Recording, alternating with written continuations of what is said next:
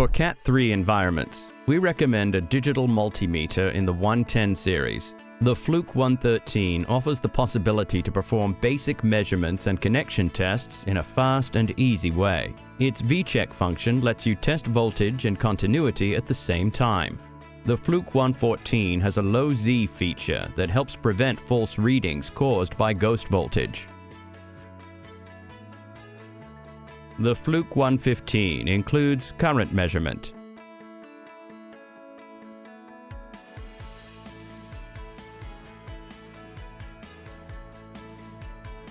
The Fluke 116 was developed for troubleshooting heating, ventilation, and air conditioning equipment. This meter has a microamps feature to detect problems with flame sensors and also offers a built-in thermometer.